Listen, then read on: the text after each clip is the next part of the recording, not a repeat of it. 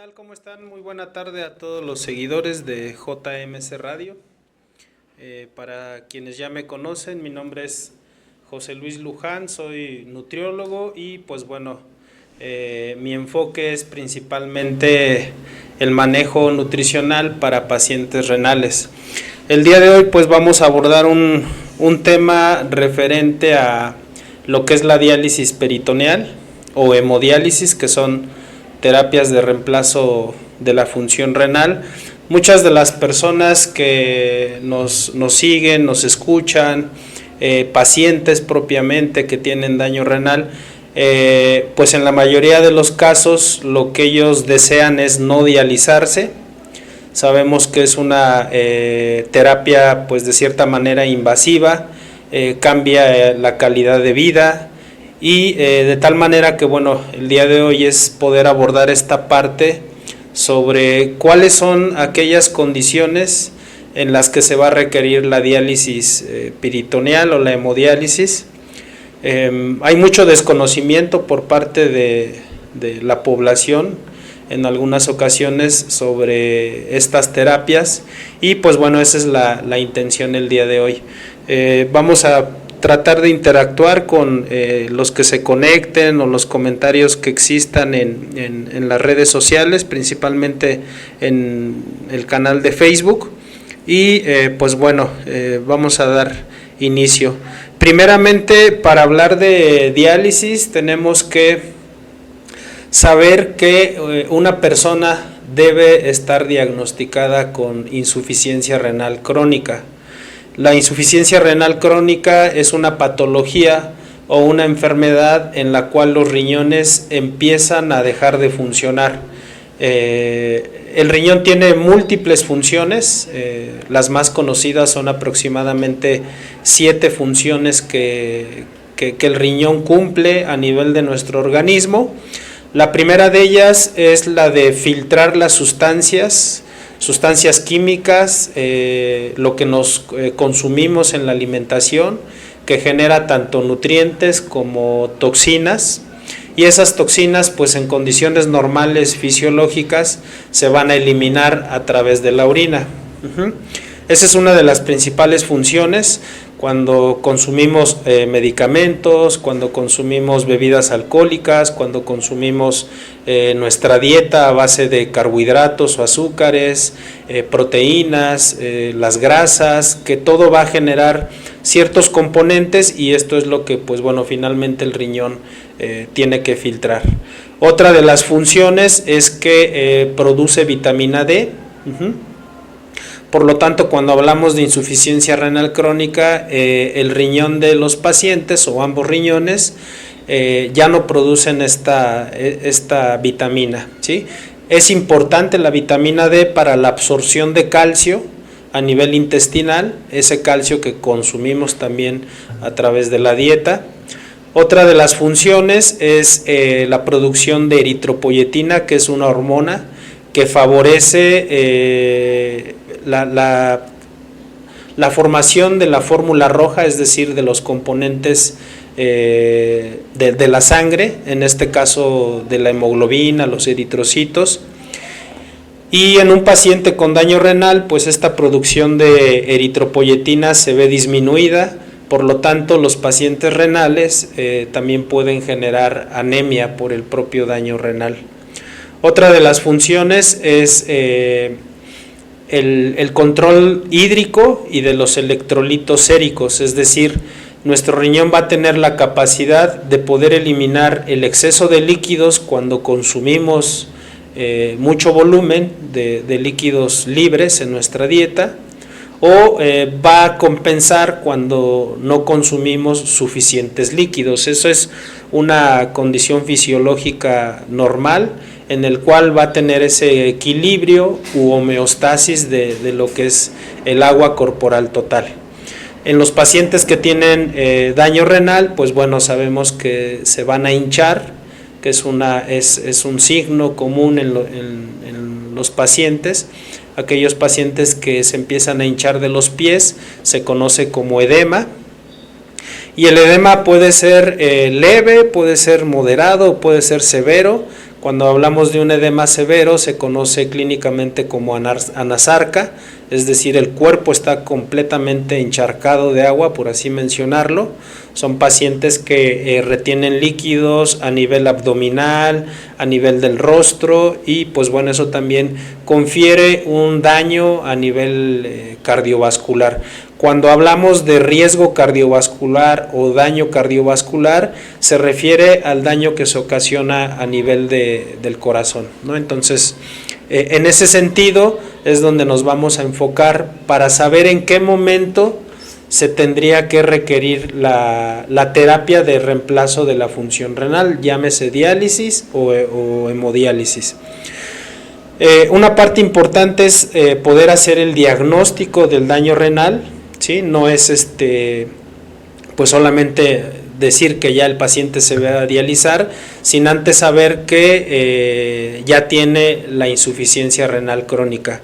Las referencias que existen o todo lo que está escrito en la literatura actual menciona que el daño renal es una alteración tanto en la estructura de lo que son los riñones como en la función del riñón, es decir, del filtrado glomerular, que pueda permanecer más de 3 meses. Es importante mencionar el tiempo porque hay ocasiones que pudiera ser una insuficiencia renal aguda y que en un periodo menor a 3 meses pues van a recuperar el filtrado glomerular o la función renal que habitualmente se tenía como normal, ¿no? Entonces es importante mencionar que esa alteración tanto en la disminución del filtrado glomerular o de la función renal como a nivel anatómico, estructural, con el uso de pues los estudios de diagnóstico para determinar si hay alteraciones en el tamaño, si hay alteraciones en las estructuras de lo que son las células renales.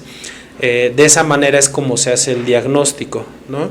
Una vez que ya está determinado el diagnóstico, es importante también conocer las causas.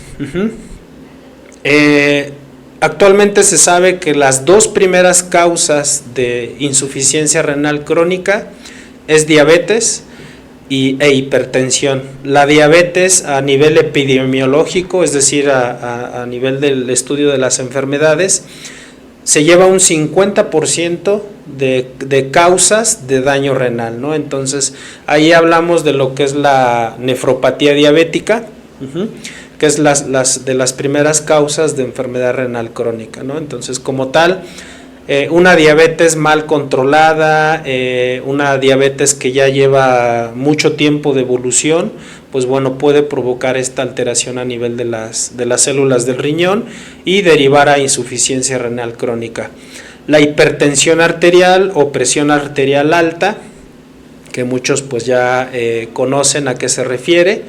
Esa también es la segunda causa. Se lleva un 30% de los casos con daño renal que provienen de pacientes que tienen hipertensión arterial sistémica, que también pues está mal controlada, y eso en un periodo de años pues puede provocar el daño renal. Hay otras causas, otros factores de riesgo. Se habla mucho, esto sobre todo se maneja en la historia clínica, saber si el paciente tuvo un peso bajo al nacer, fue pequeño, eso también es un factor de riesgo, porque la masa renal no se desarrolla como debe de ser, no se desarrollan el número de células que deberían estar presentes en los riñones, y eso puede ser también un factor de riesgo para el daño renal en la vida adulta. Una vez que ya tenemos tanto el diagnóstico, evaluar la etiología, en ocasiones, pues bueno, hay médicos que principalmente mencionan, bueno, ya tienes el daño renal, ya no es tan importante saber la causa, sino tratar de que esa función renal que ya está disminuida, pues la podamos mantener, es decir, conservar la función renal que les hayan dicho que tengan durante un periodo largo de tiempo, con la idea de que no llegue el paciente a diálisis, ¿no? pero también es importante conocer la etiología o las causas, pues para que también el médico tratante, que en este caso es el médico especialista en nefrología, pues pueda tener un tratamiento más certero de lo que es la patología del daño renal, ¿no? Entonces, desde el punto de vista nutricional, para nosotros pues lo que nos compete es procurar que ese filtrado glomerular que ya está disminuido se pueda conservar durante mucho tiempo, ¿no? Entonces ya tenemos estos tres principios, que sería el diagnóstico, las causas y finalmente los tratamientos, ¿no? Entonces la clasificación también es importante para que ustedes conozcan en qué nivel o en qué estadio o en qué grado se encuentran de la insuficiencia renal crónica. Se conocen 5 etapas y en cada una de ellas se va a tener una función renal diferente, ¿sí? Cuando hablamos de etapa 1 o estadio 1 o grado 1 es cuando los riñones funcionan mayor o igual al 90%. Eso como facilidad para que tanto los familiares como los pacientes nos puedan comprender a qué nos referimos, pero la nomenclatura real es que es grado 1 mayor o igual a 90 mililitros sobre minuto, es decir, cuántos mililitros sobre minuto está filtrando la célula del riñón, ¿no? O las células más bien del riñón. La etapa 2 va de 89 a 60 mililitros sobre minuto. La etapa 3 va de 59 a 30 mililitros sobre minuto. La etapa 4 va de 29 a 15 mililitros sobre minuto. Y la etapa 5, que se conoce como fase terminal, no de la vida, sino de la función renal. Ahí también es importante que la población lo conozca, porque me ha tocado que muchas ocasiones el personal de salud le puede decir, ¿sabe qué? Usted ya está en fase terminal, y el paciente piensa que es en fase terminal de la vida, ¿no? Entonces, sí es muy importante mencionar que es la fase terminal, pero de la función renal. Hablar de fase terminal es una fase de sustitución de la función renal, es hablar de que los pacientes pueden ya requerir las terapias dialíticas como diálisis peritoneal o hemodiálisis, ¿no? Entonces, a eso es a lo que se refiere la etapa 5, que es menor a 15 mililitros sobre minuto, ¿sí? La mayoría de pacientes que tienen insuficiencia renal crónica llegan en etapas avanzadas, es decir, etapa 3, etapa 4 y etapa 5, ¿sí? En estas etapas hay ciertas características y ciertos tanto signos como síntomas que van a ser prevalentes en el día a día con los pacientes, ¿no? Una de ellas es que la urea va a estar alta en la sangre. La urea, les mencionaba que es un producto nitrogenado, es una sustancia tóxica que se genera cuando nosotros comemos proteínas.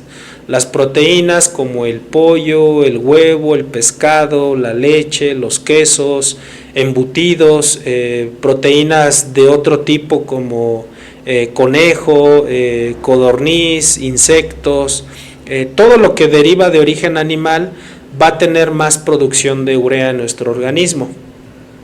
Si nuestros riñones funcionan adecuadamente, esa urea se va a eliminar a través de la orina. Pero en el paciente renal que llega en etapa 3, 4 y 5, generalmente la urea va a estar elevada.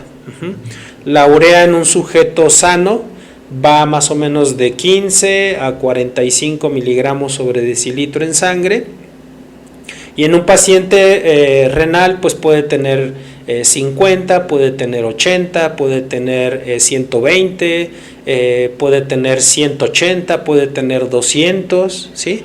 Entre más elevada se encuentre la urea, más complicaciones va a tener el organismo del paciente, ¿no? Entonces, ese es el primer elemento, o toxina urémica, que también pueden escucharlo, que se conoce de esa manera. la toxina urémica, es de las primeras que se va a elevar. De ahí sería la creatinina sérica. Con la creatinina sérica se estima la función renal. Cuando el paciente llega a consulta con medicina general, que también están capacitados para poder hacer un diagnóstico de insuficiencia renal crónica, aunado al médico especialista, que sería el nefrólogo. Una vez que se detecta la elevación de la creatinina y que no ha disminuido en un periodo menor a 3 meses, que permanece constante, pues bueno, ahí ya se puede hacer un diagnóstico junto con los demás estudios de imagen, por ejemplo, un ultrasonido de riñón. Con ese nivel de creatinina se utilizan fórmulas a nivel clínico que están ya validadas, que están bastante utilizadas en la práctica clínica, y de esa manera nosotros vamos a estimar el filtrado glomerular, ¿sí? Se toma en cuenta el nivel de creatinina, la edad del paciente, y con eso pues bueno nos va a dar un valor, ¿no? Quizás nos dé 30 mililitros sobre minuto. Entonces el 30 ya sería la etapa 3, ¿no? Que va de etapa 3, y pues bueno, desde ahí se empieza a implementar lo que es el tratamiento tanto farmacológico, que sería por parte de nefrología, y el tratamiento dietético, ¿no? En este caso, en cuestiones de la dieta, lo que nosotros hacemos es, se conoce como tratamiento conservador, ¿no? El tratamiento conservador se refiere a que ya está detectado el nivel de daño renal, y lo que vamos a procurar en conjunto o de manera integral con el médico, pues es contener el daño renal, ¿no? Que ese 30% ya no disminuya en mucho tiempo, ¿no? Porque pues finalmente a eso se refiere el tratamiento conservador, es procurar alejar al paciente el mayor tiempo posible a que requiera el inicio de la diálisis, ¿no? Entonces, básicamente en la dieta quitamos la proteína, ajustamos el aporte de proteína, principalmente en gramos, que puede ser, si está en estadio 1 y 2, se pueden manejar hasta 80 gramos, a partir de estadio 3 pueden ser de 60 a 40 gramos, en estadio 4 y 5 pueden ser de 40 gramos a 0 gramos de proteínas totales al día que tiene que consumir el paciente. ¿Por qué se quita la proteína? Ya les mencionaba que la urea se produce a partir de que consumimos la proteína, y esa es la principal importancia de quitar la proteína, es decir, que el paciente ya no genere más urea, que se pueda corregir los niveles de urea, es decir, que disminuyan, que el nivel de creatinina o se mantenga o disminuya, y de esta manera, pues bueno, la mejoría en todo lo que es la sintomatología urémica, ¿no? Hablar de la sintomatología urémica o del síndrome urémico es una complicación derivada del daño renal. Es una situación en la cual los pacientes, dentro de los principales síntomas que van a tener, pueden ser náuseas y vómito matinales, es decir, en la mañana, que también pueden verse afectados por el simple hecho de pensar que van a comer. Eso también les puede producir malestar general, porque la uremia puede deteriorar el apetito. Está bien establecido que tiene efectos negativos a nivel neurológico, a nivel dermatológico, en cuestiones de la piel. Puede haber resequedad, puede haber un cambio en la coloración, se conoce como coloración cetrina, y esta coloración cetrina es propia de los componentes que nos da el color en la orina, ¿no? Que son pues componentes específicos que dan esa coloración a la orina, y esa coloración que quizás algunos de ustedes han visto en los pacientes, sobre todo que ya están hemodializados, que es una coloración llamémoslo acartonada, verdosa de la piel, que hay de cierto modo amarillenta, palidez general. A eso se le conoce como coloración cetrina, ¿no? Entonces es por la acumulación de estas toxinas, y también a nivel gástrico, ¿sí? Son pacientes que pueden pues cursar con diarreas constantes, con estreñimiento, con inflamación, con mucha generación de gases, con intolerancia a ciertos alimentos o a la mayoría de alimentos, alteraciones del sueño, se puede cambiar el ciclo circadiano, es decir, son pacientes que pueden dormir durante el día y en la noche les es difícil conciliar el sueño. Muchos de los pacientes que nos estén escuchando saben que pues bueno, esto es muy común que suceda, estas características que les estoy mencionando. Anemia, como lo mencionábamos, que también se refiere a la disminución del filtrado glomerular, y también a la retención hídrica, ¿no? O la sobrecarga hídrica, es decir, sobrecarga de agua que puedan tener los pacientes. En estas condiciones es como se deben de utilizar criterios de urgencia para iniciar las terapias dialíticas, ¿no? Dentro de los criterios de urgencia para iniciar la terapia dialítica sería una sobrecarga excesiva de líquidos que no responde al tratamiento farmacológico ni al tratamiento pues dietético. Es decir, aunque se hagan restricciones de líquidos, aunque tengan los pacientes diuréticos, no responden adecuadamente. Las alteraciones de los electrolitos que tienen que ver con la alimentación.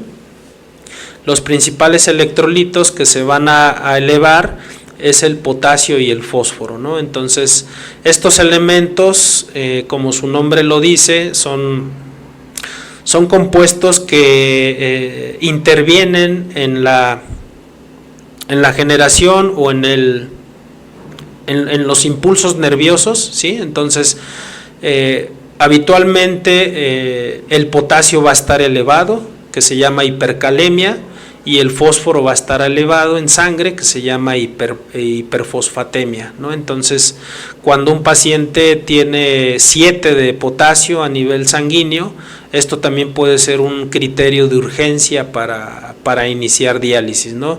La idea de iniciar diálisis es poder lograr que el organismo de los pacientes se desintoxique, y de esta manera pues mejore toda la sintomatología, y así evitar pues una probable fatalidad o una muerte súbita por cuestiones de daño cardiovascular. Volvemos a lo mismo, el daño cardiovascular tiene que ser a nivel del corazón, ¿no? Que es de las principales causas por las cuales los pacientes renales o crónicos, hablando de hipertensión, diabetes e insuficiencia renal crónica, mueren, ¿no?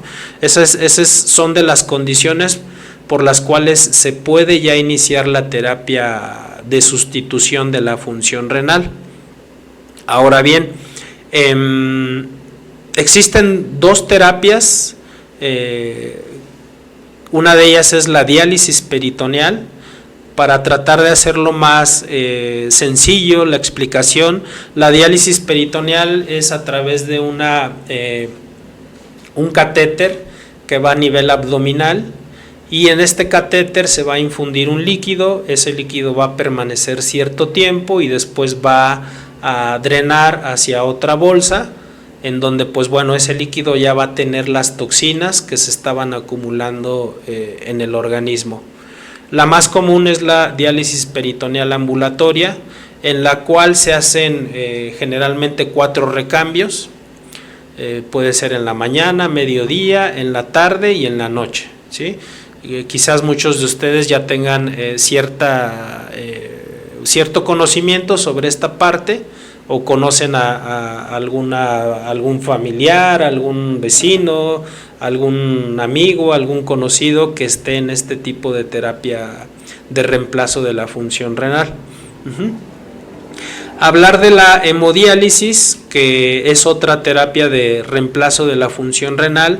Ahí es un catéter que generalmente va en esta parte, ¿sí? Se conoce como un catéter subclavio.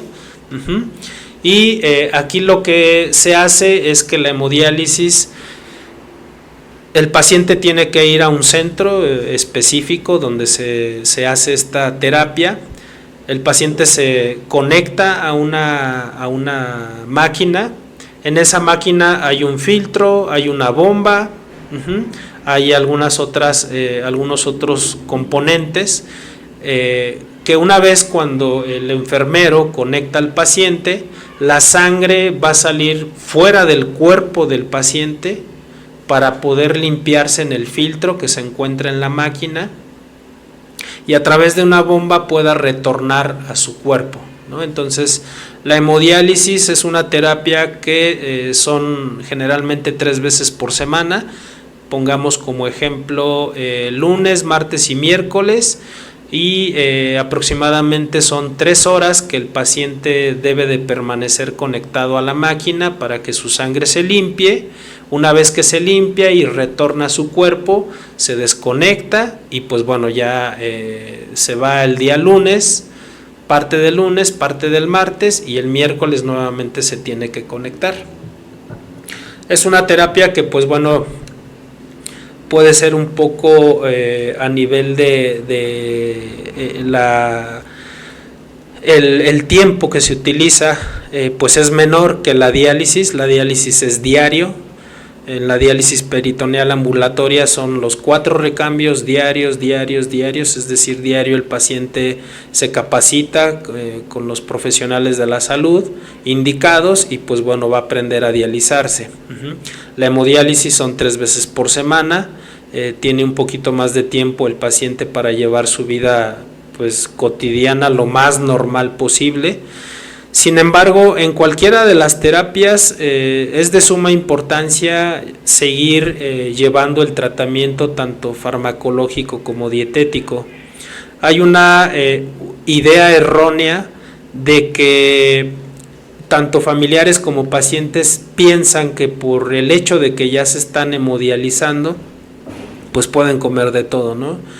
Yo he visto en la práctica que muchas veces los viernes, que es su sesión de fin de semana, se cruza obviamente sábado, domingo, en ocasiones puede haber alguna reunión familiar o el paciente quiere tener un poquito de libertad en su dieta y piensan que todo lo que coman el fin de semana, el día de lunes que le tocaría la sesión de hemodiálisis, pues la hemodiálisis le va a quitar todo, y eso es un error muy común, ¿no? Porque finalmente su cuerpo al salir de la hemodiálisis va a estar desintoxicado.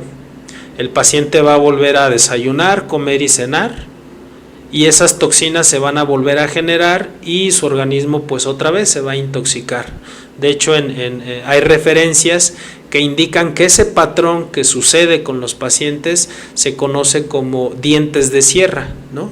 En lo que son las puntas es cuando el paciente está muy intoxicado. Llega la hemodiálisis y salen toxinas y nuevamente se vuelve a intoxicar, ¿no? Entonces, en realidad no se pueden quitar todas las toxinas que se acumulan en un fin de semana. Sabemos que nuestro patrón de alimentación a veces puede ser muy abundante en cárnicos rojos, en alimentos altos en sodio, en alimentos con alto contenido de grasa saturada, un consumo excesivo de líquidos. Entonces es imposible que todo lo que el paciente haya consumido de exceso en un fin de semana, el día lunes se lo eliminen, ¿sí? Quedan toxinas. Hay pacientes que pueden tener una sobrecarga hídrica mayor a 5 litros, es decir, que puede llegar con 5 litros de más el día lunes, y no se pueden sacar esos 5 litros en una sola sesión, ¿no? Entonces el paciente va acumulando continuamente las toxinas y eso con el tiempo pues va deteriorando con mayor facilidad y mayor velocidad pues el organismo de los pacientes, ¿no? Entonces, tanto en terapia de diálisis, en terapia de hemodiálisis, como en prediálisis, que sería el tratamiento conservador, es importante llevar un control dietético, ¿no? Para que no surjan mayores complicaciones respecto a lo que ocasiona la insuficiencia renal y aparte ahora pues el deterioro por las terapias dialíticas, por las restricciones dietéticas, por la polifarmacia que pueda tener el paciente.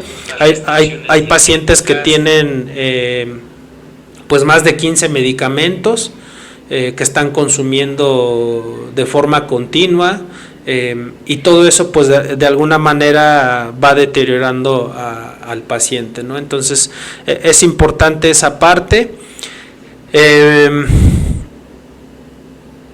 Una vez que también ya se encuentra, desde que se diagnostica el paciente o desde periodos antes de que se diagnostique, todo lo que es la terapia dietética tiene que ver con una prevención, ¿no? Entonces, si estamos hablando de que diabetes e hipertensión son las primeras causas de daño renal, cuando a un paciente diabético de 10 años de evolución aún no tiene alteraciones a nivel de la función renal, ahí es donde se habla de una prevención primaria, es decir, es una prevención en la cual vamos a tratar tanto el médico especialista como la parte de nutrición, procurar que no aparezcan complicaciones de la diabetes, como es la neuropatía, como es el pie diabético y obviamente el daño renal, ¿no? Pero una vez que el paciente diabético es diagnosticado con insuficiencia renal, entonces ahí se habla de una prevención secundaria, ¿sí? Ya está el daño renal aunado a hipertensión y diabetes, ¿no? Entonces, en este caso, lo que vamos a procurar, que sería la etapa de prediálisis, es que el paciente no avance rápidamente a las terapias dialíticas, ¿no? Entonces, esa es la prevención secundaria y es donde se utiliza la dieta muy baja en proteínas para tratar de que el riñón no tenga tanta sobrecarga de trabajo y de esa manera pues avance rápidamente el daño renal a fase terminal. Y cuando ya están en las terapias dialíticas se habla de una prevención terciaria, ¿sí? Ya cuando están en terapias dialíticas, pues lo más complicado es controlar, seguir controlando la urea, que no se eleve demasiado, las complicaciones que puede traer el fósforo elevado y el potasio elevado, ¿sí? Que tienen que ser o tienen que ver directamente con la función cardíaca. Un fósforo elevado en la sangre del paciente que ya está en hemodiálisis, con el tiempo puede acarrear problemas óseos, ¿sí? Problemas de calcificaciones. Las calcificaciones se refieren a obstrucción de los vasos sanguíneos y esto finalmente afecta el corazón. El potasio muy elevado puede ocasionar una muerte súbita, puede ocasionar alteraciones en el ritmo cardíaco, puede haber un ritmo cardíaco lento, un ritmo cardíaco demasiado rápido y a eso es como se conoce la prevención terciaria en los pacientes que ya están en hemodiálisis, ¿no? O en diálisis peritoneal. Hay algunas otras modalidades que también son propias de la diálisis peritoneal, que es la diálisis peritoneal automatizada.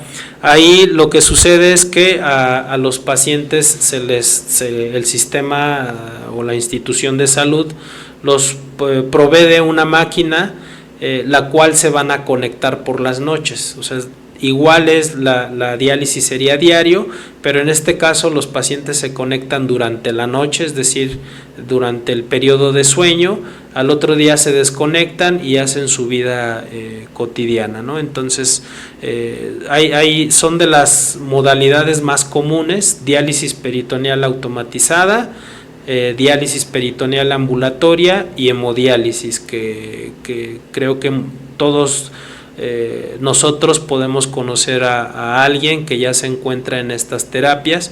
Y pues bueno, es muy importante llevar a cabo las indicaciones médicas de sus fármacos, las indicaciones dietéticas, las restricciones que le haga la nutrióloga, su nutriólogo, pues son de suma importancia precisamente para que no haya mayores complicaciones en los pacientes, ¿no? Entonces, pues básicamente esa es la información el día de hoy que les quería compartir, ¿sí?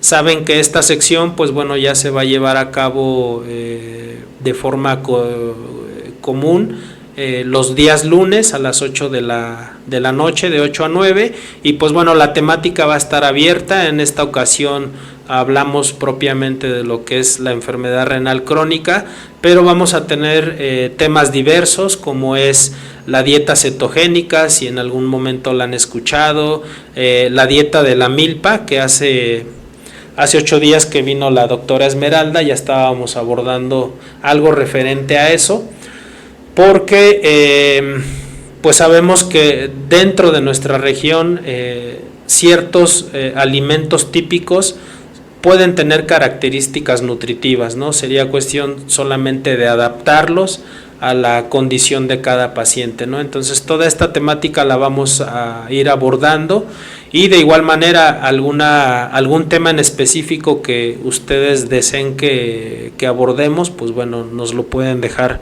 en los comentarios. Josué, no sé si hay alguna otra pregunta. Y pues bueno, les agradecemos mucho que se hayan conectado, que esta información les sea útil tanto para la población en general como para los pacientes que ya tienen diagnosticado el daño renal.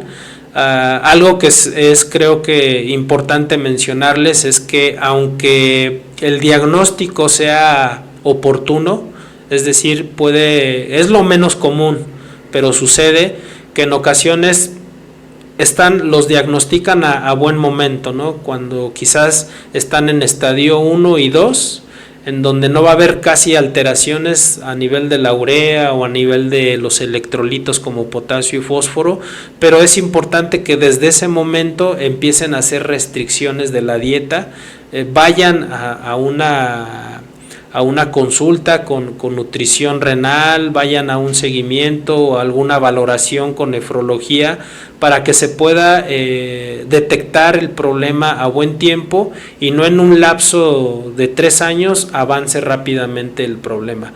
Eso es muy común que suceda. A mí me ha tocado ver pacientes que hace un año tenían 50% de función renal, y a estas fechas pacientes que tienen 25 de función renal, ¿no? Entonces así de rápido puede avanzar el problema, y la idea es que pues bueno, hagamos toda esta prevención para que los pacientes que ya están detectados con daño renal pues los alejemos el mayor tiempo posible de las terapias dialéticas. ¿Cuál es la intención de alejarlos? Que su calidad de vida sea mejor, que ellos puedan tener menos sintomatología urémica, que estén bien nutridos, que no tengan tantas toxinas a nivel sanguíneo, y obviamente con la dieta pues muchas ocasiones el médico tratante va a ajustar los medicamentos, puede ajustar el uso de los medicamentos para la glucosa, para la presión arterial, menos dosis quizás, pero es importante el manejo nutricional. Y pues bueno, muchas gracias a todos y nos vemos el próximo lunes. A las 8 de la noche vamos a tener como invitada a la nutrióloga Yasmín Alvarado, y vamos a hablar sobre la dieta de la milpa. Ya para esa fecha, pues bueno, ustedes sabrán a qué nos referimos con esta parte de la dieta de la milpa. Muy buena noche a todos. Gracias.